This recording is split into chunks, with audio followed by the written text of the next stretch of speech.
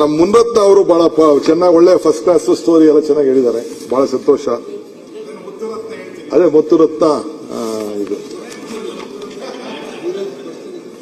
ಮುತ್ತುರತ್ನ ಅವ್ರೇನ್ ಹೇಳಿದ್ದಾರೆ, ಅವ್ರು ಏನೋ ಒಂದು ಕ್ಯಾಲ್ಕುಲೇಟ್ ಮಾಡಿ 30 ಮೀಟರ್ ರೋಡ್ ಮಾಡ್ತಾ ಇದ್ದೀರಿ, 1 ಎಕರೆಗೆ 4,300 ಕೋಟಿ, ನೀವು ಅದಕ್ಕೆ ಬರ್ತಾ ಇದ್ದೀರಿ 40% ಪ್ರೀಮಿಯಂ ಎಫ್ಐಆರ್, 1 ಎಕರೆಗೆ ನೀವು ಅದೆಷ್ಟೋ 260 ಕೋಟಿ ರೂಪಾಯಿ ಸಂಪಾದನೆ ಮಾಡ್ತಾ ಇದ್ದೀರಿ, 263 ಕೋಟಿ ರೂಪಾಯಿ ಪ್ರಾಫಿಟ್ ಮಾಡ್ತಾ ಇದ್ದೀರಿ ಅಂತೆಲ್ಲ ಕೂಡ ಹೇಳಿದ್ದಾರೆ.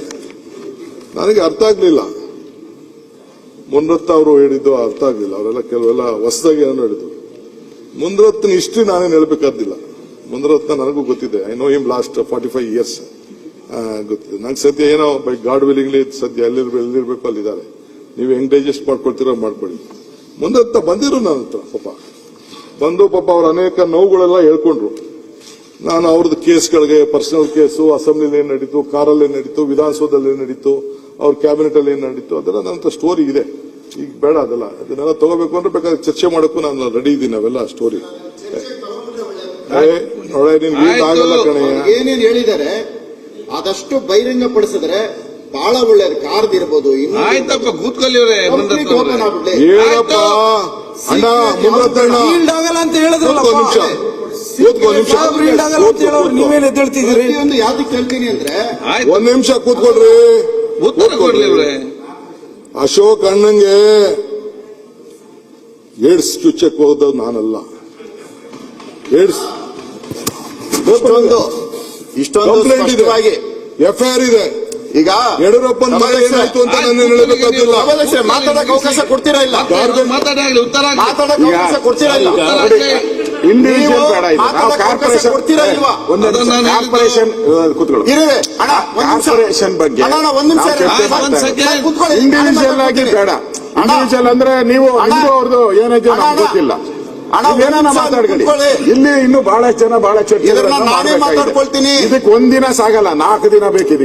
1 ನಿಮಿಷ ಮಾತಾಡ್ಕೊಳ್ತೀನಿ. ಅದಕ್ಕೆ ಸಪರೇಟ್ ಆಗಿ ಅವರಿಬ್ಬರನ್ನ ಒಂದೇ ನಿಮಿಷ ಅಧಿವೇಶನ ಮಾಡ್ಕೊಳ್ಳಿ. ಅವರಿಬ್ಬರಿಗೆ ಒಂದು ಅಧಿವೇಶನ ಮಾಡ್ಬಿಟ್ಟು ಅವರಿಬ್ಬರಲ್ಲಿ ಏನ್ ಬೇಕಾದ್ರೂ ಮಾಡ್ಕೊಳ್ಳಿ. ನಮ್ದು ಆಯ್ತು.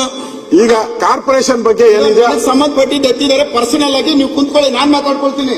ಈಗ ಇಲ್ಲ ಮುಂದೆ ಕೂತಲ್ಲಿ ಈಗ ಎಲ್ಲ ನೋಡಿ ಕ್ವಶನ್ ಅರ್ಥ ಕೊಡ್ಬೇಕು. ಪ್ರಶ್ನೆ ಕೇಳ್ತೀನಿ, ಈಗ ಉತ್ತರ ಅವರು ನಿಜವಾಗ್ಲು 1 ನಿಮಿಷ ನೀವು ಕೂತ್ಬಿಟ್ಟು ಓಡೋಗಂತ ಕೆಲಸ ಮಾಡಬೇಡ್ರಿ. ನನಗೆ ನೀವು ಉತ್ತರ ಕೊಡೋ ಶಕ್ತಿ ಇರೋ ಕೂತ್ಕೊಳ್ಳಿ, ನಾನು ಮಾತಾಡ್ತೀನಿ. ನಿಮ್ಗೆ ಉತ್ತರ ಕೊಡೋ ಶಕ್ತಿ ಇದ್ರೆ ಮಾತಾಡಿ. ಮುಖ್ಯಮಂತ್ರಿಗಳು ಬೆಂಗಳೂರು ಬಗ್ಗೆ ಮಾತಾಡ್ತಿರೋ ಈ ಪರ್ಸನಲ್ ವಿಚಾರ ಹೋಗ್ಬಿಟ್ಟು ಈ ಬೆಂಗಳೂರು ವಿಚಾರ ಕೈಗೆ ಹೋಗುವಂತದ್ದಾಗುತ್ತೆ. ದಯವಿಟ್ಟು ಸರ್ ಕೂತ್ಕೊಳ್ಳಿ ಸರ್. ಇದು ಎಂಎಲ್ಎಗಳು ನಾಳೆ ದಿನ ಎಲ್ಲರೂ ಎಂಎಲ್ಎಗಳಿಗೆ ಇದೇ ಡ್ಯಾಮೇಜ್ ಮಾಡ್ತಾರೆ. ಇವತ್ತು ಇಲ್ಲಿರ್ಬೋದು, ನಾಳೆ ಅಲ್ಲಿರ್ಬೋದು. ಇದು ಸ್ಪಷ್ಟವಾಗಿ ಒಂದು ಉತ್ತರ ಸಿಗ್ಬೇಕು. ಸರ್ ಕೂತ್ಕೊಳ್ಳಿ ಸರ್ 1 ನಿಮಿಷ. ಸಭಾಧ್ಯಕ್ಷರೇ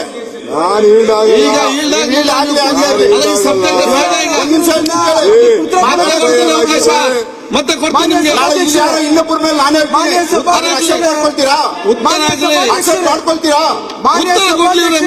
ಮಾಡ್ಕೊಳ್ತೀರಾ? ಉತ್ತರ ಕೇಳೋದು ಕೇಳಿ. ಮಾನ್ಯ ನಾನು ಹೆಚ್ಚಿಗೆ ಮಾತಾಡಲ್ಲ ಈ ವಿಚಾರದಲ್ಲಿ. ನಾನು ಹೆಚ್ಚಿಗೆ ಮಾತಾಡಲ್ಲ. ನೀವು ನಿಜವಾಗ್ಲೂ ಒಂದು ಉಪಮುಖ್ಯಮಂತ್ರಿ ನಾನು ಪ್ರೂವ್ ಮಾಡ್ತೇನೆ. ಕೂತ್ಕೊಳ್ಳಿ, 1 ನಿಮಿಷ ಕೂತ್ಕೊಳ್ಳಿ. ನಿಂತ್ಕೊಳ್ಳಿ.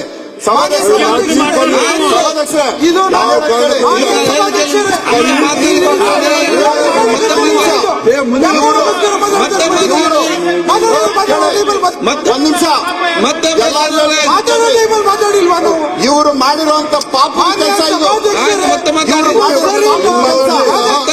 ಇವರು ಮಾಡಿರೋ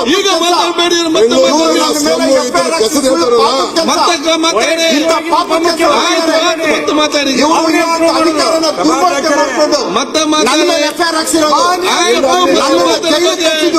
ಕೆಲಸ. ಮತ್ತೆ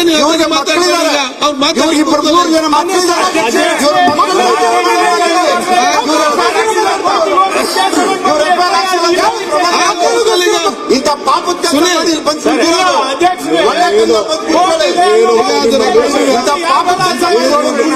ರೆಕಾರ್ಡ್ ತೆಗೆಸ್ಬಿಡಿ. ಪಾಪದ ಕೆಲಸ ಮಾಡಿ ಇಲ್ಲಿ ಬಂದಿರೋದು ಆಯ್ತು. ಒಂದು ಎರಡು ಪಾಪದ ಕೆಲಸ ಮಾಡಿಲ್ಲ ಇಲ್ಲಿ. ಬೇಡ ಯಾವ್ದು ನಮ್ಮ BBMP ಬೇರೆ ವಿಷಯ ಬಂದಿದೆ, ಅದನ್ನ ರೆಕಾರ್ಡ್ ತೆಗೀರಿ. ಅವ್ರು ಮಾತಾಡೋ ವಿಚಾರ ಹೇಳ್ತಾ ಇದ್ದೀನಿ ನಾನು. ಕಸದ್ ಮಾತಾಡೋದು ಅವ್ರು ಕಸದ್ ಮುಂದಾಕ್ತವ್ರೆ.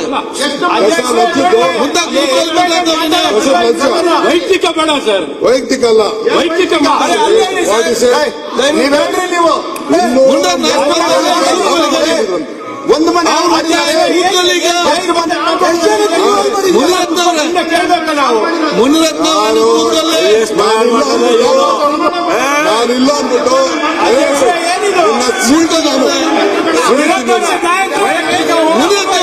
ಅಲ್ಲಿ ಕೂತ್ಕೊಳ್ಳಿ ನೀವು. ಕೂತ್ಕೊಳ್ಳಿ ಮುನಿರತ್ನ ಅವರೇ.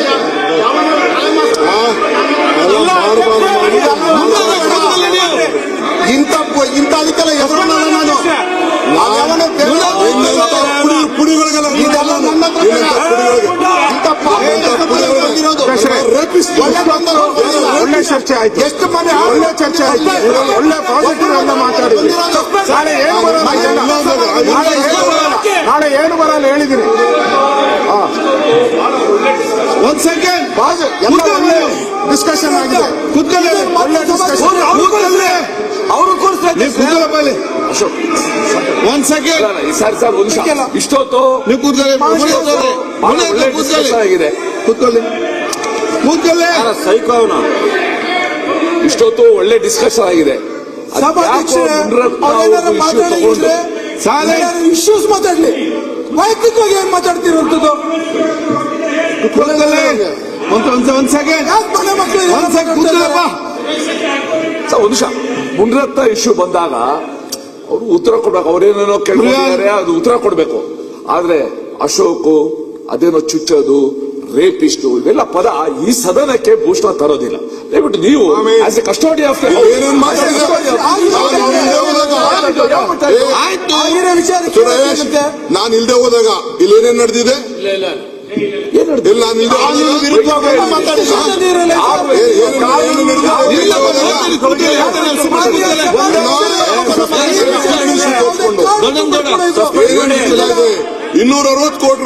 ಆಯ್ತು.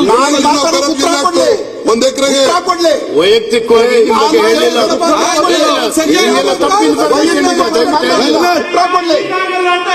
ಆಯ್ತು. ಕೂತ್ಕೊಳ್ಳಿ. ಈಗ ಉತ್ತರ ಕೊಡ್ಲಿ. ಕೂತ್ಕೊಳ್ಳಿ. ಆಯ್ತು. ಏನೇನ್ ಮಾತಾಡಿದ್ದಾರೆ ಅದು ಹೇಳಿದ್ದೇನೆ. ಈಗ ನೋಡಿ, ಒಂದ್ ಸೆಕೆಂಡ್. ಈಗ ನಮ್ಮ ಬೆಂಗಳೂರು BBMP ಡೆವಲಪ್ಮೆಂಟ್ ವಿಚಾರ ಬಿಟ್ಟು ಬೇರೆ ಚರ್ಚೆ ಆಗಿದೆ, ಅದನ್ನ ಕಡ್ತಂದು ತೆಗೀರಿ.